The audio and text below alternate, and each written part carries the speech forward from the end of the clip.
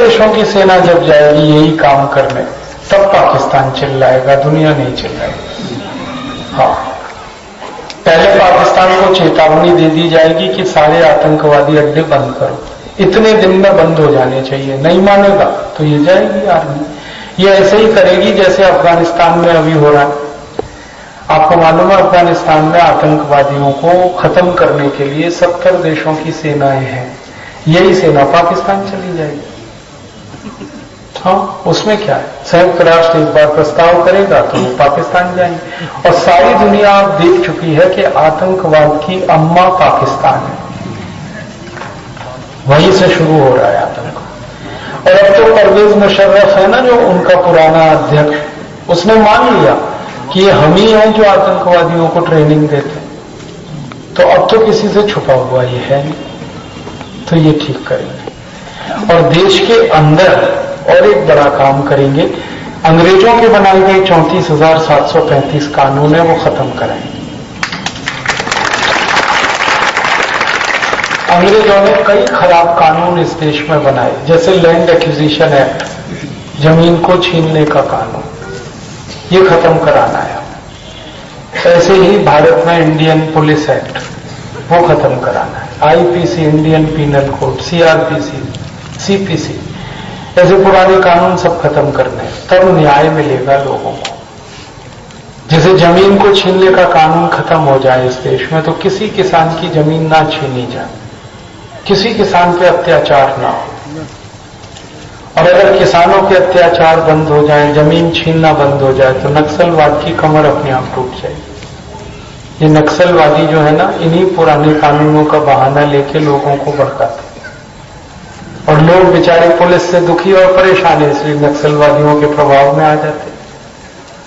तो नक्सलवाद को खत्म करना है तो पुराने कानून खत्म करने पड़ेंगे, और गरीबी बेकारी खत्म हो जाएगी देश में, तो वैसे भी नक्सलवाद कम होगा। और जमीनों के कानून बदल दिए तो और कम हो जाएगा, तो ऐसे नक्सलवाद खत्म होगा। और कुछ अत्याचार हैं देश में, जैसे माताओं पे अत्याचार होते हैं, बलात्कार वगैरह, इसके लिए कठोर कानून बनाएंगे कि जो बलात्कार करेगा 3 महीने में उसको फांसी की सजा। वो कोई भी हो, वो राजा हो या रंक, किसी मां और बहन बेटी का बलात्कार किया तो 3 महीने में फांसी उसको। ऐसे ही एक कानून बनाएंगे कि जो रिश्वत लेगा, पकड़ा गया, 3 महीने में उसको भी फांसी की सजा। फिर देखें कौन रिश्वत लेगा, घूस लेगा। 2-4 नेताओं को जैसे ही फांसी पर लटकाएंगे सब ठीक हो जाएंगे।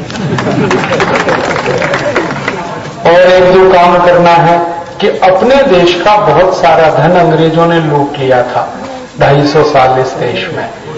कोहिनूर हीरा है, हमारे देश का सोने का सिंहासन है, आपको मालूम है महाराजा रणजीत सिंह का सोने का सिंहासन, शिवाजी की तलवार है सोने की तलवार, ऐसा बहुत कुछ लूटा है उन्होंने, और वो सब लंदन में रखा है अभी भी। एक अंग्रेज था रॉबर्ट क्लाइव, वो भारत से पानी के 900 जहाज भर के सोना लूट ले गया। ये सब वापस लाना है। और जितना अंग्रेजों ने लूटा था ये सब वापस अगर आ जाए सोना, तो ये सोना 450 लाख करोड़ का है।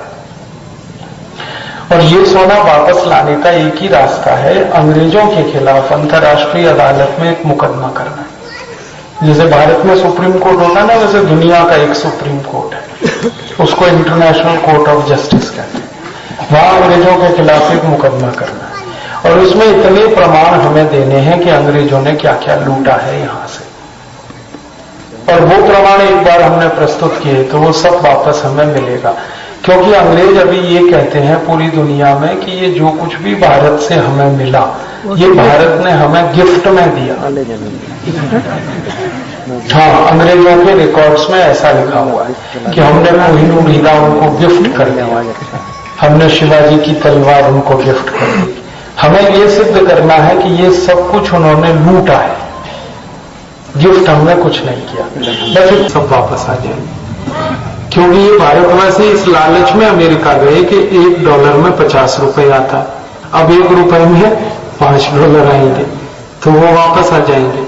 और भारतवासी 4 करोड़ हैं जो अमेरिका और यूरोप में हैं, ये सब वापस आएंगी तो इनकी बुद्धि, इनका दिमाग सब आएगा इनके साथ। फिर नई नई मशीनें बनेगी, नई टेक्नोलॉजी बनेगी और भारत की तरक्की बहुत तेज हो जाएगी। आपको एक भी उदाहरण देता हूं, अमेरिका की सबसे बड़ी वैज्ञानिक संस्था नासा में 36% वैज्ञानिक भारत के हैं। अगर ये सब वापस आ गए तो हम तो नासा जैसी कई संस्थाएं बना लें। तो भारत तकनीकी रूप से सर्वश्रेष्ठ बनेगा, पैसे हमारे पास भरपूर हैं, उद्योग खूब हैं, हमारी वस्तुएं बहुत सस्ती हो जाएंगी, क्योंकि रुपया जब मजबूत होगा तो एक्सपोर्ट हमारा बहुत आसान है। और अंत में एक काम हम करेंगे कि जब देश हर तरफ से सुखी और समृद्ध होगा तो टैक्स खत्म कर देंगे, देश में टैक्स की जरूरत नहीं पड़ेगी और सारे टैक्स खत्म कर देंगे तो महंगाई खत्म हो जाएगी। अभी जो पेट्रोल हमें 60 रुपए लीटर मिलता है वो 16 रुपए लीटर मिलेगा। फिर डीजल जो 40 रुपए लीटर है वो 7.5 रुपए लीटर मिलेगा। केरोसिन जो 20 रुपए लीटर आता है वो 3 रुपए लीटर आएगा। एलपीजी सिलेंडर जो 370 का आता है वो खाली 70 रुपए का रह जाएगा। नमक 8 रुपए किलो है वो 50 पैसे किलो हो जाएगा। आप बस का टिकट 100 रुपए का खरीदते हैं वो 22 रुपए का हो जाएगा। रेल का टिकट 27 का हो जाएगा 100 रुपए वाला। हवाई जहाज से हम अमेरिका आते जाते हैं ना, 1 लाख खर्च होता है, वो टिकट फिर 12,000 का आएगा। हमारे बच्चे IIT में पढ़ते हैं तो 5 लाख रुपए 5 साल में खर्च होते हैं, फिर वो 70,000 में पढ़ाई कर लेंगे इंजीनियरिंग की। MBBS MD करने में 40 लाख खर्च होते हैं, फिर 4 लाख में हो जाएगा। अभी घर बनाओ आप, 10 लाख में बनता है, फिर वो घर 3 लाख में बन जाएगा। हर चीज सस्ती होगी, महंगाई कम होने का ये फायदा। और चीजें सस्ती होंगी तो पैसे बचेंगे लोगों के, पैसे बचेंगे तो बचत बढ़ेगी लोगों की, देश की बचत बढ़ेगी। हमने इसका एक बहुत गहरा हिसाब निकाला कि भारत की बचत 40% हो जाए हमारे GDP की तुलना में तो हम चीन और अमेरिका से भी आगे निकल जाए, वो फिर बहुत पीछे रह जाए। तो भारत को विश्व गुरु बनाना है, जगत गुरु बनाना है, सोने का शेर बनाना है। इसी के लिए ये सारा आंदोलन हमने शुरू किया।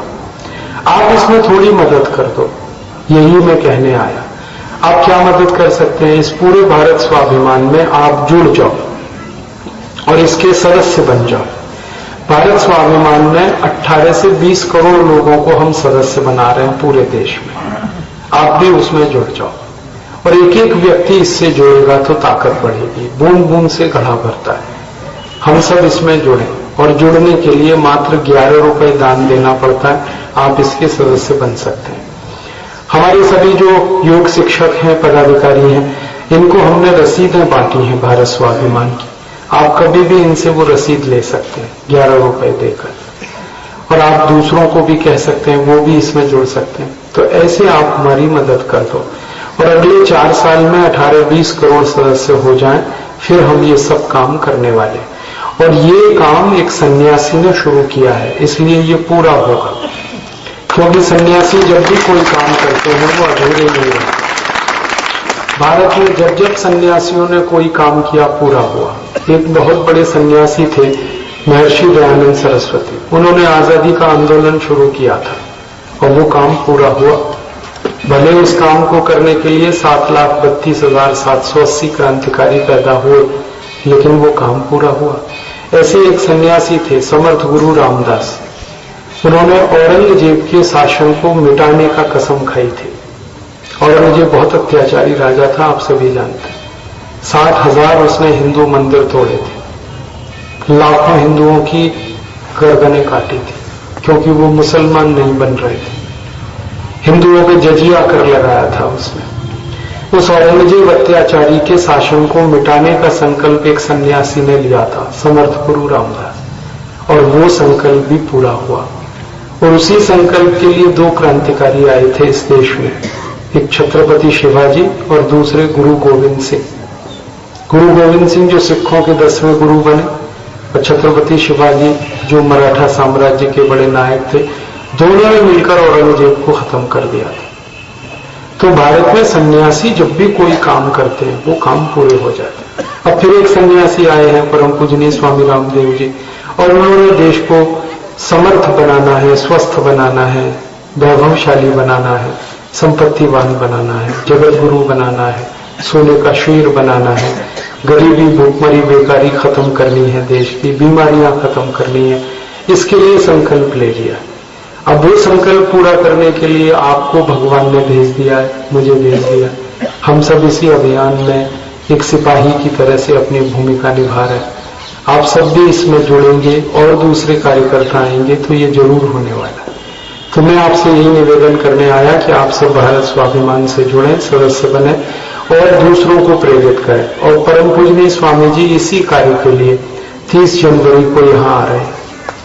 बहुत खुशी की बात है कि 30 जनवरी 2011 को परम पूजनीय स्वामी जी का इस मुंगेली में कार्यक्रम होने वाला है। आप सब अभी से तैयारी करें, हजारों की संख्या में उस कार्यक्रम में उपस्थित रहें और उस दिन भी आप मेंबर बन सकते हैं, सदस्य बन सकते हैं भारत स्वाभिमानी। तो आप सब इस काम में जरूर जुड़ेंगे, ये मेरी आपसे प्रार्थना है और आप दूसरों को भी कहेंगे। ऐसी ही भावना के साथ मैं आपका आभार व्यक्त करता हूं, धन्यवाद देता हूं। चलते चलते हम सब बोलेंगे भारत माता की जय, भारत माता की जय, भारत माता की जय, भारत माता की जय, वंदे मातरम, वंदे मातरम, वंदे मातरम। धन्यवाद।